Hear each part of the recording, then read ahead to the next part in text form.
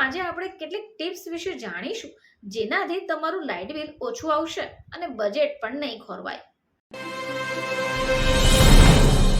નમસ્કાર દર્શક મિત્રો, ખબર છે .com ઉપરથી હું દ્રષ્ટિ નાયક આપ સૌનું સ્વાગત કરું છું. દર્શક મિત્રો, ઘણા બધા લોકોની એવી ફરિયાદ હોય છે કે લાઇટ બિલ ઘણું આવી રહ્યું છે, બરાબર ને? જો તમારી પણ આ ફરિયાદ છે તો આજના આ સમાચાર તમારા માટે છે. તો ભારતીય ઘરોમાં જ્યાં સુધી શિયાળો ન આવે ત્યાં સુધી વીજળીનું બિલ વધારે આવતું હોય છે. હવે આનું કારણ શું? એક તો સતત વધતી ગરમી. હવે ગરમીમાં લાઇટ બિલ તો વધી જ જાય છે, કારણ કે સતત એસી અને કુલર ચાલે એટલે બિલમાં વધારો થાય. પરંતુ આજે આપણે કેટલીક ટિપ્સ વિશે જાણીશું જેનાથી તમારું લાઇટ બિલ ઓછું આવશે અને બજેટ પણ નહીં ખોરવાય. તો ચલો જાણી લઈએ કે એવી કઈ ટિપ્સ છે. તો વાત કરીએ ઉપકરણો વિશે. Bureau of energy efficiency manufacturers માટે એપ્લાયન્સીસની એનર્જી એફિશિયન્સી ડિફાઇન કરવા માટે એક વોલેન્ટરી મેથડ હેઠળ BEE સ્ટાર લેબલ જારી કરે છે. હવે જ્યારે પણ તમે ઉપકરણ ખરીદવા જાઓ તો તમારે આ ઉપકરણ કયા રેટિંગના છે તે ધ્યાન રાખવું પડશે. તમારે 3 થી 5 સ્ટાર રેટિંગ વાળા ઉપકરણ ખરીદવા જોઈએ. આનાથી તમારી વીજળીના બિલમાં બચત થશે. હવે આ સિવાય તમે કયા બલ્બ વાપરી રહ્યા છો તે પણ મહત્વનું છે. તમારા ઘરમાં સૌથી વધારે લાઇટ CFLS ને બલ્બ છે, તો આની જગ્યા પર તમારે LED બલ્બ લગાવી શકાય.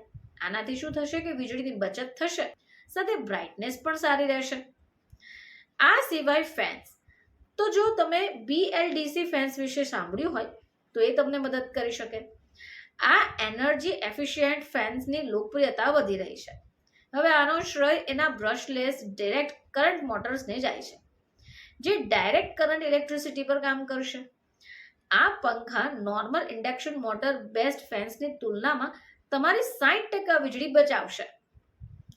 આ સિવાય જો તમારા ઘરમાં એસી હોય તો એ પણ તમારે ધ્યાન રાખવું પડશે કે તમે એને કેટલા ટેમ્પરેચર પર ચલાવી રહ્યા છે.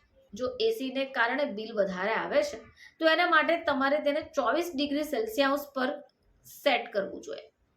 24 ડિગ્રી સેલ્સિયસ પર એસી ચલાવી એનર્જીના કોસ્ટને તમે ઓછી કરી શકો. હવે આવું શા માટે? કારણ કે આ રૂમને ઠંડો રાખવામાં અને એનર્જીને સેવ કરવા માટે એક આઈડિયલ ટેમ્પરેચર છે.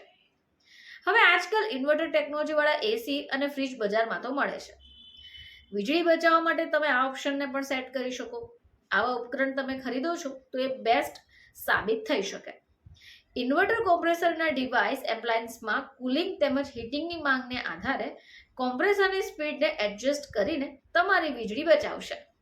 તો દર્શક મિત્રો, આ અમુક એવી ટિપ્સ છે જેની મદદથી તમે બની શકે એટલું તમારું લાઇટ બિલ ઓછું કરી શકો.